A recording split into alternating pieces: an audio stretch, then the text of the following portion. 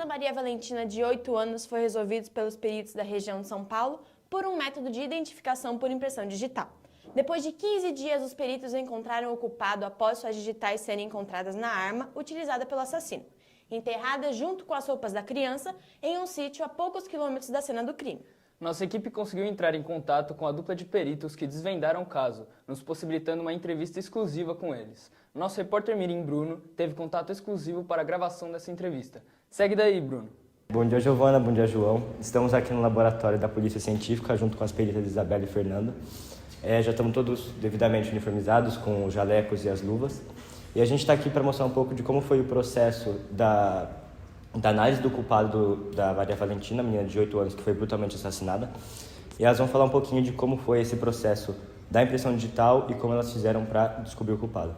As impressões digitais são uma técnica para a identificação de pessoas. Elas se formam quando o feto ainda está na barriga, quando se move e toca na parede uterina, e também a partir da mistura do DNA da mãe e do pai. Cada impressão digital é única, e por isso dá para identificar as pessoas. Um fato também presente são os tipos de digitais, como o arco, a presilha interna, externa e o verticílio. Mas qual a diferença entre esses tipos de digitais? Como podemos analisar e comparar, o arco não possui o desenho de um triângulo na sua digital, ele possui um arco. Também há as presilhas internas e externas. A diferença entre elas é que a presilha externa possui o desenho do triângulo à esquerda e a interna à direita.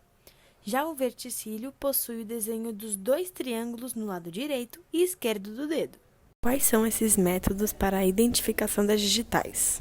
A datiloscopia ou papiloscopia é um dos métodos mais comuns para a identificação das digitais da mão. Mas não é só esse tipo que a gente tem. Nós temos a poroscopia, que é a identificação pelos poros das digitais. Temos também a quiroscopia, que é a identificação pela palma da mão. A podoscopia, que é a identificação pelas digitais do pé.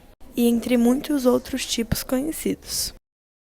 Algum dos métodos de como coletar as impressões digitais é com a aplicação de pó, o vapor de iodo, grafite e entre outros. Agora iremos demonstrar como realizar o método do grafite e da aplicação do pó. O primeiro método que a gente vai mostrar é o do grafite. Os materiais necessários para a aplicação da primeira técnica com o grafite são pincel, o grafite e uma fita. Primeiramente, é necessário separar os materiais e, após essa etapa, registrar uma impressão digital em uma superfície clara. Depois, pegar o pincel e aplicar um pouquinho de grafite nela, tirando o excesso. Por último, apenas coletar ela com a fita adesiva e você terá a digital de maneira clara.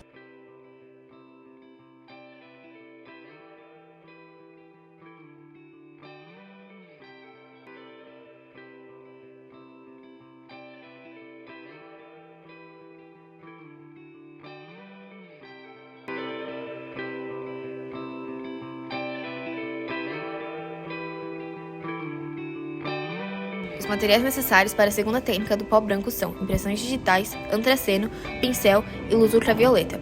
Sua resolução será instalar algumas impressões digitais em uma superfície plana e rasa.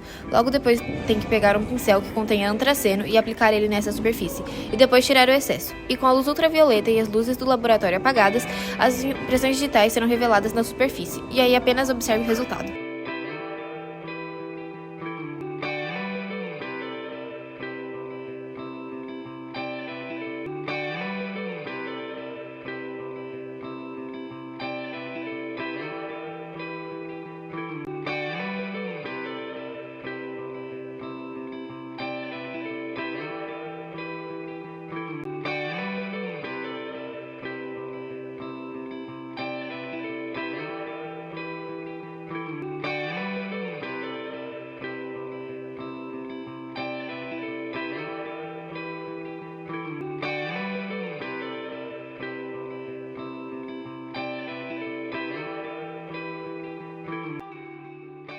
Depois dessa demonstração excelente feita pelas peritas Fernanda e Isabela, nós realizaremos uma pesquisa conjunta com os especialistas sobre a descoberta das impressões digitais.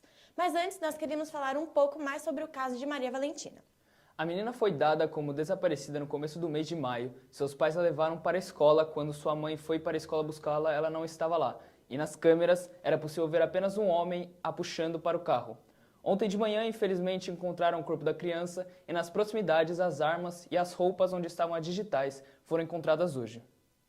Nós desejamos melhoras para a família de Maria Valentina e agradecemos aos profissionais que foram vitais para a solução do caso. Agora, a gente gostaria de explicar essa técnica de identificação que foi muito importante para a solução de diversos crimes e o responsável por trazer a justiça pelas famílias das vítimas. Um dos nomes famosos no meio das impressões digitais é o Harry Foltz, um médico e datiloscopista britânico que trabalhou em um hospital em Tóquio. Ele apresentou oficialmente o método em 1880, que é o sistema de identificação humano por meio das impressões digitais. Ele começou estudando as digitais em peças históricas de cerâmica em 1870. A partir de sua descoberta, muitos outros casos criminais e investigativos passaram a utilizar a identificação por meio das impressões digitais. O primeiro caso solucionado por meio de impressões digitais acredita-se ter sido na Argentina, em Buenos Aires, em 1892. Um assassinato duplo cometido por Francisca Roças, de 27 anos, contra seus 2 filhos. Uma mancha de impressão digital com sangue no carpete foi correspondida com uma digital dela deixada na porta. Francisca Rojas acusou o vizinho de ter assassinado seus 2 filhos. A polícia, no entanto, descobriu um dedo ensanguentado que correspondia ao polegar direito de Francisca. Esse foi o primeiro crime conhecido a ser resolvido com recurso às impressões digitais.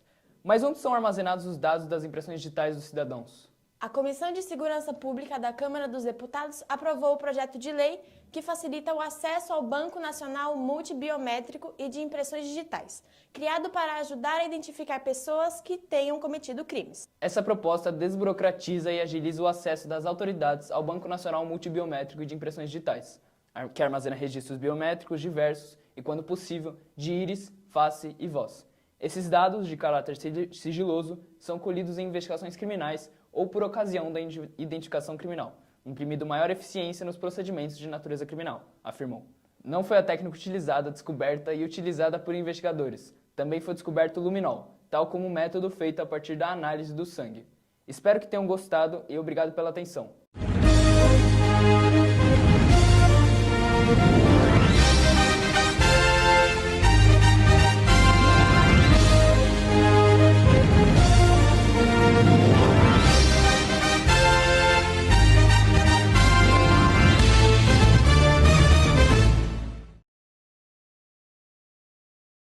Rojas acusou o vizinho de ter assassinado seus 2 filhos. A polícia, no entanto, descobriu uma dedada ensanguentada que correspondia...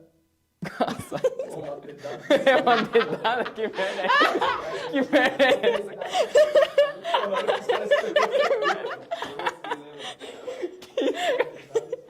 Ah, mano. Viajou. Um dedo ensanguentado, fala.